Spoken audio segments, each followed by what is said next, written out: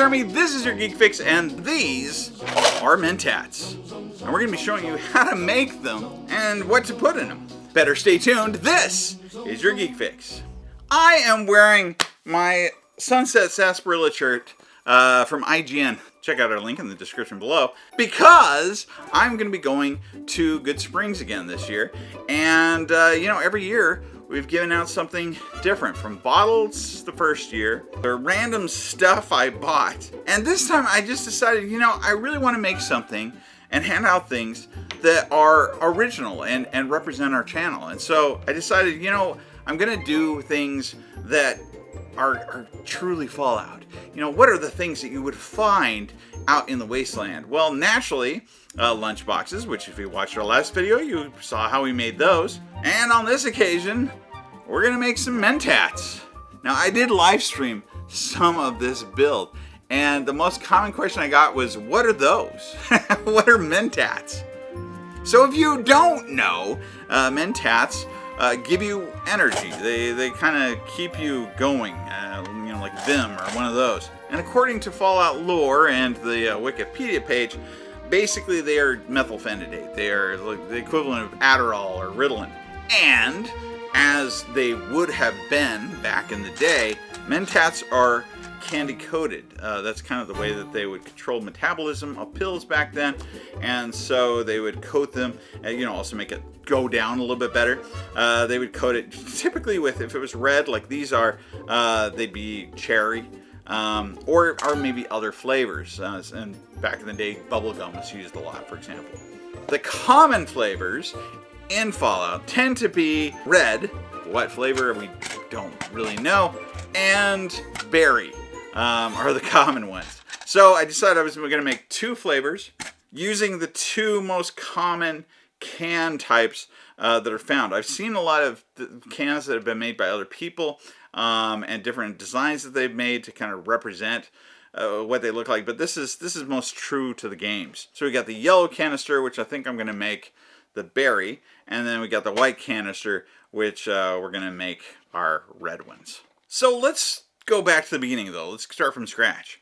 In the game, these canisters are more squared off. They're more rectangular.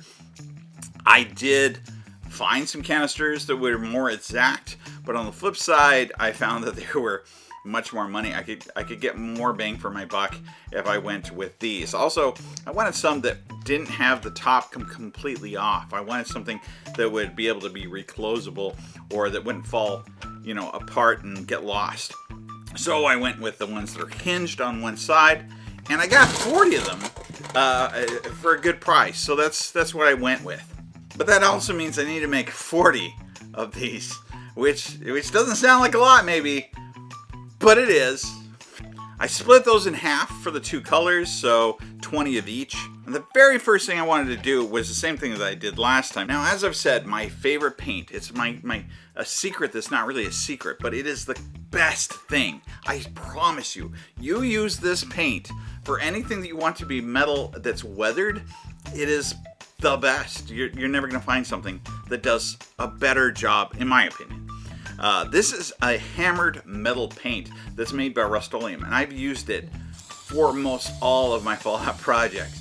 And that's because it gives you this great texture, and it also has an inconsistent metallic color to it.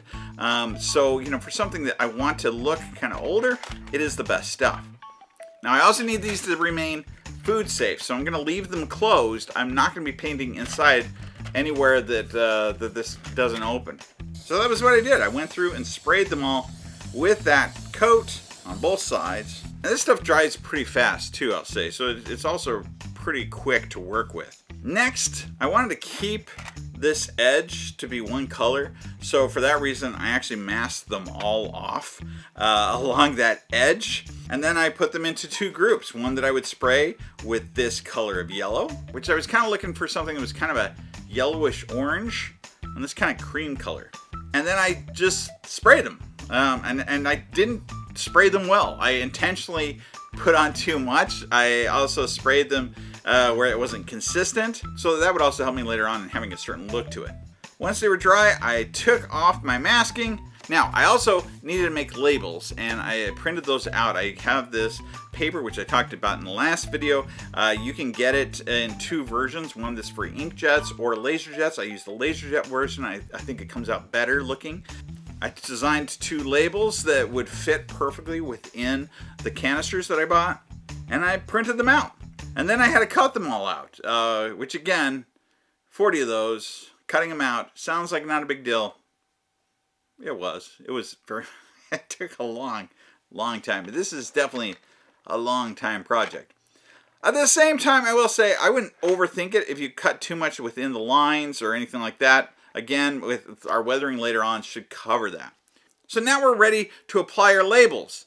But as you can see, the yellow that I used is slightly different than the yellow that we sprayed, and the cream that we used is a little different than the cream that we sprayed. Now I could have done this another way. I could have sprayed them first and then color matched before printing them. And instead what I did is I used the website for Rust-Oleum, and I actually used the color sampling that they had and then put that directly in. So they aren't quite the same, but I'm not going to overthink that or worry about it. I really think that when we get in there and start doing the weathering, it's going to look just fine. The first layer that we want to do is similar to what we did with the lunch boxes. I sprayed it with this clear varnish to protect my stickers and also give it more of an even coat and reflection. I took the hammered metallic and I just kind of quickly did these spritzes back and forth, just kind of in the air, random, and just let those drops fall where they may. And then I took this chestnut and did the same thing. And it is random. It is, you can't control it. You got to have a little bit of faith. This is going to work out. It's going to be fine. I did that on both sides. And honestly, when I was done, it looks pretty good just the way it is even. It does look pretty realistically, weathered to a certain extent. But I want to do more, and I did that live. I actually live painted these. And to do that, I needed to make a palette for my rust. And again, my main color being that burnt umber that I really like. And then mixing in a little bit of yellows, a lot of reds, some blacks in some cases. And just playing with it, making sure too that I'm using a brush with stiff bristles that aren't too uniform. That will, give me this nice effect when I dab it. Just slowly working your way into it. Just try the little portions of paint and experiment and see. Eventually you'll get exactly the right color you want, and then you go as long as you can with that until it runs out, and then you kind of start that process again. Because I'm doing this through the camera, sometimes the camera doesn't see as much detail, and so I'm looking through the camera, I'm not seeing how much I'm really painting these, and so afterwards they do look a lot more painted in person than they do on film, which might make them look a little bit overdone. But truth be told, I think they don't look half bad in the end. In fact, they look really good. Quite frankly, some they do look like they're totally rusted out. Other ones are kind of just the right amount. I also had where some of the paint actually, because I stacked them at one point in time, some of the paint stuck together or things like that. That actually just added to it, just added more detail. When I was done with that, on all 40 of the Mentats, I now needed to seal it because I don't want this stuff coming off. Yeah, it's dry, but it's not fully dry. It comes off on your fingers. It'll come off on your clothes. I don't want that to happen. I don't want it to ruin the art that I've done either because it can smear all that. So I used this fixative, just lightly sprayed it on. This is a flat spray. So it does add actually a little bit of shininess to it. But on the flip side, it won't make it, make it look like it's shiny where it shouldn't be, where the rust is. It actually makes it look, I think, perfect. And the textures we've got afterwards, too. I can feel all those textures through it. And it feels great. It feels perfect. It's just amazing. So what are we putting on the inside? Well, naturally, I looked actually at a lot of different options. Because I was looking for something that matched what supposedly it looks like in the game. And in the game, the red ones we get to see. We don't get to see a lot of the berry or what the other ones really look like. The red ones do look exactly like a candy that is available.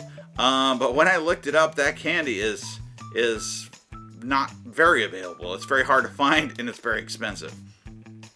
And it doesn't come in one single color, so my opportunity of getting, all red would be pretty minimal.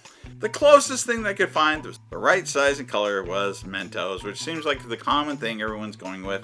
The cheapest option, the easiest option to find are the fruit ones, which is basically going to be my berry.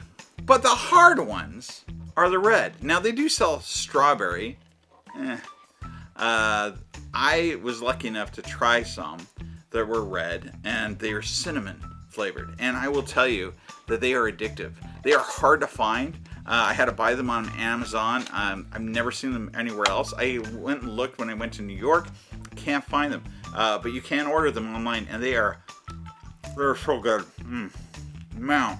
What's funny is when I did the meetup at the New York City Comic Con, I had some people come up to me, and I offered them. I said, these are cinnamon. They're great. Everyone popped one in my mouth, and she's like, no, I don't like cinnamon. And when I put one in my mouth, she about threw up. So it's not for everyone, I guess. But at the same time, I really like the cinnamon ones. But there you go. We've got 20 of our reds and 20 of our berry. Question is, are you going to come out and see me at the celebration, the fan celebration in Good Springs, Nevada, where you can get one made by my hands for free? Or are you going to make some yourself? Let me know in the comments below. And for watching this video, here's a promo code to get you up to a 20% discount on Bethesda's gear store. Or get discounts from IGN in our link below. And in the meantime, like, subscribe, comment. And we hope to see you very soon. This has been your Geek Fix.